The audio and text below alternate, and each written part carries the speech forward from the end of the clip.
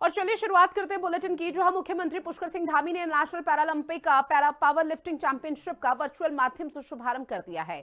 आपको बता दें कि रुड़की में कोर यूनिवर्सिटी में आयोजित उद्घाटन समारोह को वर्चुअली संबोधित करते हुए सीएम पुष्कर सिंह धामी ने कहा कि प्रतियोगिता भारत की उस अदम्य इच्छा शक्ति का उत्सव है जो हर बाधा को चुनौती में और हर चुनौती को अवसर में बदल देती है। सीएम धामी की तरफ से कहा गया कि पावर लिफ्टिंग अपने आप में अनुशासन, धैर्य, साहस और आत्मविश्वास का प्रतीक है। मुख्यमंत्री ने कहा कि भारत के दिव्यांग भाई बहन आज हर क्षेत्र में देश का नाम रोशन कर रहे हैं।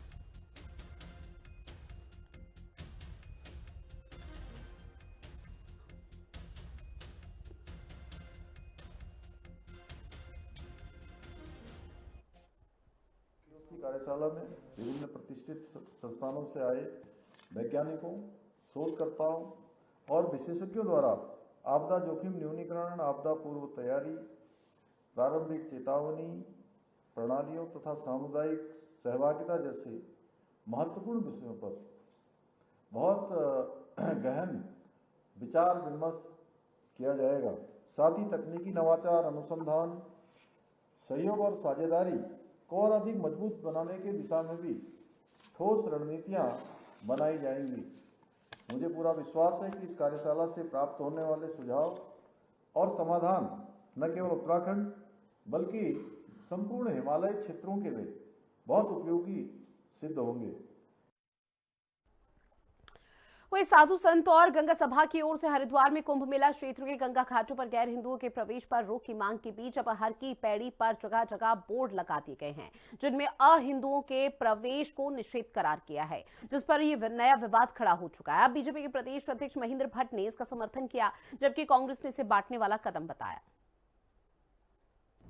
हर की पैड़ी पर अहिंदू प्रवेश निषेध के बोर्ड, बीजेपी समर्थन में उतरी, कांग्रेस का विरोध। महेंद्र भट्ट बोले पहले से हैं ऐसे नियम, कांग्रेस बोली भाई भाई को बांटने का कदम। हरिद्वार में 2027 में होने वाले कुंभ से पहले गंगा घाटों पर गैर हिंदू के प्रवेश पर पूरी तरह रोक की मांग साधु संतों और गंगा सभा की ओर से उठाई जा रही है। वहीं इस मांग के बीच हरिद्वार में हर की पैड़ी पर जगह जगह बोर्ड लगा दिए गए हैं जिनमें साफ लिखा है कि अहिंदू का प्रवेश पूरी तरह वर्जित है। हर की पैड़ी पर लगे इन बोर्डों को लेकर विवाद छिड़ गया है। बीजेपी प्रदेश अध्यक्ष महेंद्र भट्ट ने इसका समर्थन करते हुए कहा है कि कुछ स्थल ऐसे होते हैं जिनकी पवित्रता का अलग महत्व होता है। बीजेपी प्रदेश अध्यक्ष ने कहा कि उन्हें नहीं लगता कि किसी और धर्म का व्यक्ति गंगा जल से स्नान करेगा। उन्होंने कहा कि जैसे हिंदू मक्का मदीना नहीं जाता, वैसे कोई अन्य धर्म के लोग गंगा जल से स्नान नहीं करते। बीजेपी प्रदेश अध्यक्ष ने बड़ा बयान देते हुए कहा कि अगर कोई मुस्लिम गंगा स्नान कर पवित्र होकर सनातन में आना चाहता है तो किसी को विरोध नहीं करना चाहिए। वहीं इस मामले पर कांग्रेस का कहना है कि ये देश सबका है, सिर्फ एक धर्म का नहीं। कांग्रेस ने इसे भाई को भाई से बांटने वाला कदम बताया है। कुछ स्थल ऐसे होते हैं जिन स्थलों की एक पवित्रता का भी एक महत्व होता है, और पहली बार तो हुआ नहीं नियम, पहले से ही नियम है। और मुझे नहीं लगता कि दूसरे धर्म का कोई व्यक्ति गंगा जल का स्नान करेगा। इसको इशू बनाकर कांग्रेस केवल तुष्टिकरण की राजनीति कर रही है, और अगर वहाँ के धर्माचार्य गंगा सभा ये अपेक्षा करती है तो बिना कहे भी ये अपना प्रणीत होता है, क्योंकि मक्का मदीना जैसे स्थान पर कोई हिंदू तो जा नहीं सकता, प्रवेश वर्जित है। लेकिन अच्छा लगा अगर कोई मुस्लिम ये कहे कि मैं गंगा स्नान करके पवित्र होकर सनातन में आना चाहता हूँ, तो हमारे देश में कहीं आने जाने पे बैन नहीं है, तो कहीं पे नहीं होना चाहिए। किस मंशा से जा रहा है, हाँ कोई गलत मंशा से जा रहा है तो रोकना चाहिए, लेकिन कोई हमारे को देखने जाता है, मान लिया हमारी संस्कृति को जानना चाहता है, तो उसे जाने से क्यों रोका जाए। उसमें सिख समाज भी है, जैन भी हैं, ईसाई भी हैं, तो कोई चाहता है कि हमारे समाज की जानकारी मिले, हमारी संस्कृति की, और वो उस उद्देश्य से जाता है, तो क्यों रोकना चाहिए। क्योंकि संस्कृति को जानने का सबको अधिकार है, तो वो किसी भी समुदाय किसी भी धर्म का हो, तो ये प्रतिबंध बिल्कुल गलत है। ये तो देश को बांटने में का काम है और एक भाई को भाई से लड़ने की रणनीति है। हर की पैड़ी पर अहिंदू प्रवेश निषेध के बोर्ड को बीजेपी प्रदेश अध्यक्ष जहां मुस्लिम समुदाय से जोड़ रहे हैं, तो वहीं कांग्रेस का कहना है कि क्या सिख, जैन और ईसाई समुदाय के लोगों को भी गंगा घाटों पर प्रवेश नहीं करने दिया जाएगा। अब देखना होगा कि हरिद्वार कुंभ से पहले गंगा के घाटों पर गैर हिंदुओं के प्रवेश पर छिड़े विवाद का कैसे हल निकाला जाता है। उत्तराखंड में सर्दी का सितम लगातार जारी है। पहाड़ों पर बर्फबारी हो रही है तो मैदानों पर घना कोहरा छाया हुआ है। मौसम विभाग ने हरिद्वार, उधम सिंह नगर में ऑरेंज अलर्ट जारी किया तो उधर उत्तरकाशी, चमोली, पिथौरागढ़ में बारिश की आशंका जताई गई है। 21 जनवरी तक ठंड बढ़ने की पूरी संभावना बताई जा रही है।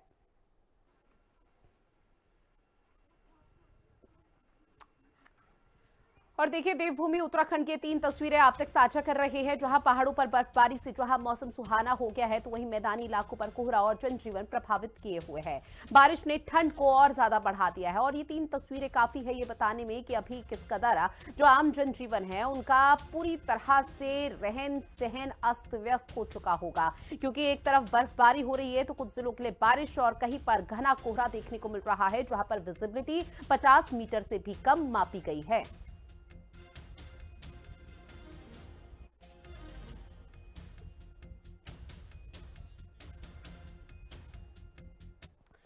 बात करेंगे अगली खबर की, जहां हरिद्वार में हर की पैड़ी पर जगह जगह बोर्ड चस्पा कर दिए गए हैं जिसमें यह लिखा गया है कि गैर हिंदुओं का प्रवेश पूरी तरह से निषेध है, जिस पर विवाद खड़ा हो चुका है। उपनेता प्रतिपक्ष भुवन कापड़ी ने कहा है कि गंगा जल को सारे धर्म के लोग ग्रहण करते हैं। भुवन कापड़ी ने कहा है कि कुंभ किसी धर्म का नहीं बल्कि आस्था का प्रतीक है। जो भी व्यक्ति कुंभ के प्रति आस्था रखता है उन्हें आना चाहिए और इसे जाति धर्म से नहीं जोड़ना चाहिए।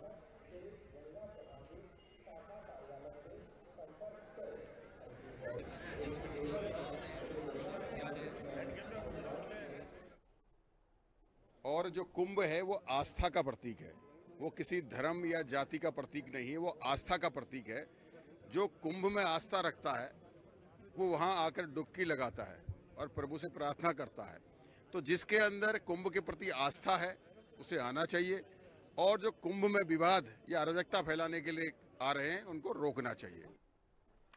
हरिद्वार में विजिलेंस की बड़ी कार्रवाई देखने को मिली है। बड़ी खबर, डीएसओ समेत 2 लोगों की गिरफ्तारी हुई। रिश्वत लेते रंगे हाथों धर दबोचा गया। 50,000 की रिश्वत लेते हुए पकड़ा गया। विजिलेंस टीम लगातार पूछताछ कर रही है, कानूनी कार्रवाई कर रही है और माना जा रहा है इस पूरे मामले पर एक बड़ा और चौंकाने वाला खुलासा हो सकता है। तो बड़ी खबर, हरिद्वार से विजिलेंस की छापेमार कार्रवाई, डीएसओ समेत 2 लोगों की फिलहाल गिरफ्तारी हो चुकी है। कानूनी प्रक्रिया के तहत पूछताछ का सिलसिला शुरू कर दिया। रिश्वत लेते हुए रंगे हाथ धर दबोचा, 50,000 की रिश्वत लेते हुए पकड़ा गया है और जिन 2 लोगों की गिरफ्तारी हुई है उनसे विजिलेंस की टीम पूछताछ कर रही है और कानूनी कार्रवाई के तहत एक बड़ा खुलासा किया जाएगा।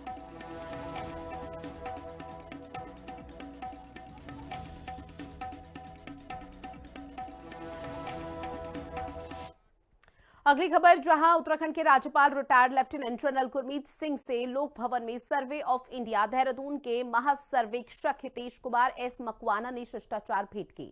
इस दौरान मुलाकात के दौरान राज्य में सर्वेक्षण, मानचित्रण और भू स्थानिक तकनीकों से जुड़े हुए विषय पर गहनता के साथ मंथन किया गया। राज्यपाल गुरमीत सिंह ने पहाड़ी राज्यों के विशेष भौगोलिक परिदृश्य को ध्यान में रखते हुए सर्वे ऑफ इंडिया की भूमिका की सराहना की।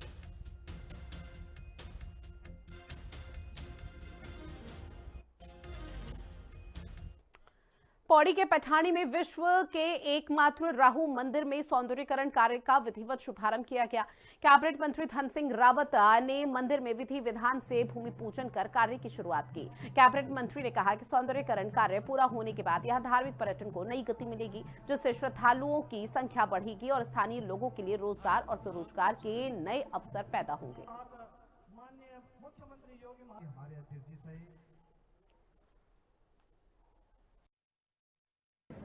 कि हमारा जो पैठानी क्षेत्र है विश्व का एकमात्र यहाँ पे राहु और हमारी सरकार के द्वारा माननीय प्रधानमंत्री जी, माननीय मुख्यमंत्री जी, हमारे सांसद जी और हमारे द्वारा यहाँ पे पर्यटन की दृष्टि से, तीर्थाटन की दृष्टि से हम इस पूरे क्षेत्र को विकसित कर रहे हैं। और इसी परिप्रेक्ष्य में आपने देखा होगा कि हमने एक मंदिर श्रृंखला बना रहे हैं ताकि कोई भी तीर्थयात्री आएगा तो वो यहाँ पे पूजा करके फिर धारी देवी भी जा सकता है।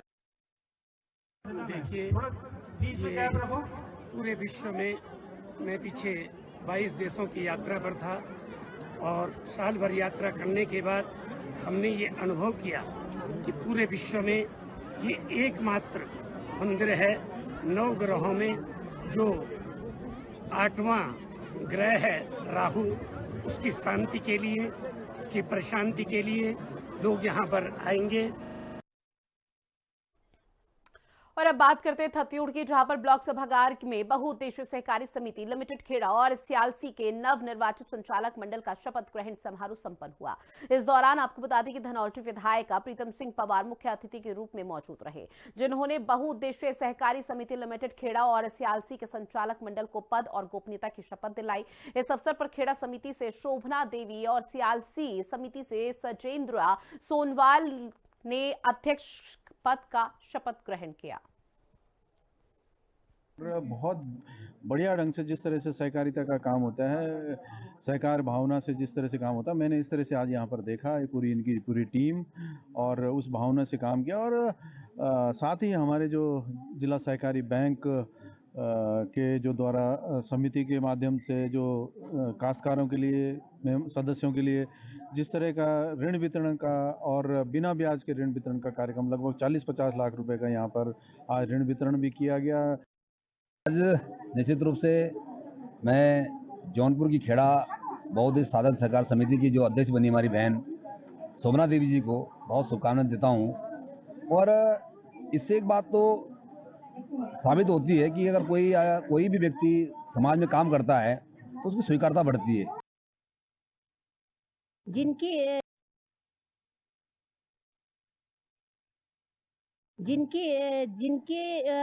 कहने पर मातृशक्ति इतनी जनसंख्या में उपस्थित हुई है, और मैं चाहूंगी कि सहकारिता के क्षेत्र में मातृशक्ति बढ़ चढ़कर अपना योगदान दे और आगे भविष्य में ऐसे ही काम करते रहें। वहीं हरिद्वार में हर की पौड़ी क्षेत्र में अहिंदुओं का प्रवेश निषेध लिखे पोस्टर लगाए गए हैं। अब ये पोस्टर हर की पौड़ी की व्यवस्थाओं की देखरेख करने वाली संस्था गंगा सभा की ओर से लगाए जा रहे हैं। ऐसे में गौर करने वाली बात यह है कि इन पोस्टरों में क्षेत्र आज्ञा से म्युनिसिपल एक्ट हरिद्वार का जिक्र किया गया है। मांग करी थी कि कुंभ क्षेत्र को हिंदू क्षेत्र घोषित करा जाए और कुंभ क्षेत्र में पड़ने वाले समस्त धार्मिक स्थलों को, धार्मिक घाटों को अहिंदू प्रवेश निषेध घोषित करा जाए, ताकि वहाँ की मान मर्यादा, पवित्रता, शुचिता, वहाँ की व्यवस्थाएं बनी रहें। बोर्ड केवल इस उद्देश्य से लगाए गए कि इस हरिद्वार क्षेत्र में आने वाले प्रत्येक श्रद्धालु, हरिद्वार के प्रत्येक नागरिक को इस कानून की जानकारी रहे कि हर की पौड़ी। ये बहुत अच्छा काम किया है यहाँ की गवर्नमेंट ने, उत्तराखंड गवर्नमेंट ने किया। यही पूरी इंडिया की गवर्नमेंट को करना चाहिए।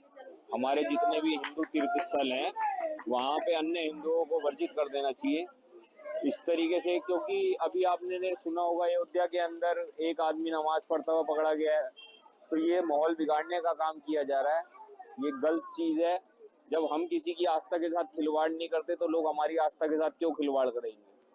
इस चीज को हमारी गवर्नमेंट को देखना चाहिए और जितने भी हमारे पूरे इंडिया के अंदर तीर्थ स्थल हैं वहाँ पे यही कदम उठाकर अन्य हिंदुओं को वर्जित कर दें। धार्मिक दृष्टिकोण से सही है, क्योंकि बायोलॉजी में पहले से ही है, ब्रिटिश शासन काल में ये लागू हो गए थे।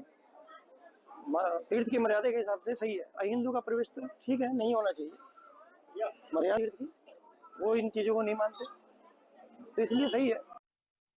1916 से जो बायोलॉज में नियम शामिल है कि किसी भी अहिंदू का यहाँ पर प्रवेश वर्जित है, लेकिन पिछले कुछ समय से जो व्यवस्थाएं 100 साल से भी अधिक से चली आ रही थी, पिछले कुछ समय से इन बोर्डों के हट जाने और जीर्ण शीर्ण हो जाने के कारण इसका लाभ लेकर गैर हिंदू लोग और इस प्रकार के लोग जिनका हमारे सनातन धर्म से नाता नहीं है, वो इस सनातन धर्म की धर्मस्थली पर कुछ इस प्रकार के कर्म कर रहे थे जो कि हमारे श्रद्धालुओं की आस्था भंग होती थी, भावनाएं आहत की जाती थी और यहाँ तक कि श्रद्धालुओं की उस यात्रा को खंडित और अपवित्र किया जाता था। अब ये बोर्ड लगने से कुछ चीजों का पता रहेगा और नियम उसी प्रकार से हैं। चंद सालों से देखा गया है कि जहां भी मजहबी त्योहार आया, कुछ लोग उभरे और 15 दिन पहले उन्होंने होर्डिंग बैनर लगाया और सभी जगह का ट्रेड एक ही है कि गैर हिंदुओं का प्रवेश वर्जित है। अब यहाँ गैर हिंदुओं का प्रवेश वर्जित का मतलब है कि मुसलमानों का दाखला ममनू है, मुसलमानों के एंट्री बैंड है, ये उसका मतलब होता है। तो ये तौर तरीका भारत कि जमहूरी मुल्क में संविधान के विरुद्ध है और ये ताकतें समाज को, देश को कमजोर करने में लगी हुई हैं। अब बात करते हैं हल्द्वानी के जहां डीएम ललित मोहन रयाल ने कैंप कार्यालय में एसडीएम, तहसीलदार और अपर जिला अधिकारियों के साथ बैठक की है। इस दौरान जिलाधिकारी ने अधिकारियों को जनता के आवेदनों के निस्तारण और प्रमाण पत्र बनाने के काम को तेजी से करने के निर्देश दिए। इसके अलावा राजस्व वसूली, लेट लतीफी कर रहे आला अधिकारियों को कारण बताओ नोटिस जारी करने के निर्देश दिए हैं। आय जाति प्रमाण पत्र और जो हमारे इनकम सर्टिफिकेट्स हैं, जिनमें भी 14 दिन से ज़्यादा की पेंडेंसी है, उन्हें 2 दिन में निस्तारित करने के लिए सारे परगना अधिकारी तहसीलदारों को कहा गया है। राजस्व वादों में 1 साल से अधिक समय से जो लंबित वाद हैं, उनको प्राथमिकता में निस्तारण करने के लिए सबको ताकीद किया गया है। राजस्व वसूली संग्रह में तेजी लाने के लिए कहा गया है और जो दाखिल खारिज, नामांतरण और जो पैमाइश और नकदी और जो मेड़ विवाद, गुण विवाद होते हैं, इसमें सारे ऑफिसर्स को कहा गया है कि इसमें कोई त्रुटि नहीं होनी चाहिए, इस समय से निस्तारित हो जानी चाहिए। अगली खबर जहां मुआनी कस्बे में पूर्व दर्जा राज्य मंत्री खजान गुड्डू के नेतृत्व में महापंचायत का आयोजन हुआ है। आपको बता दें, गंगोली हाट विधानसभा में दर्जनों की गांव की सड़कों की समस्याओं को लेकर महापंचायत की गई। इस दौरान 8 सूत्रीय मांगों को लेकर तहसीलदार के माध्यम से सीएम के नाम ज्ञापन भेज दिया गया।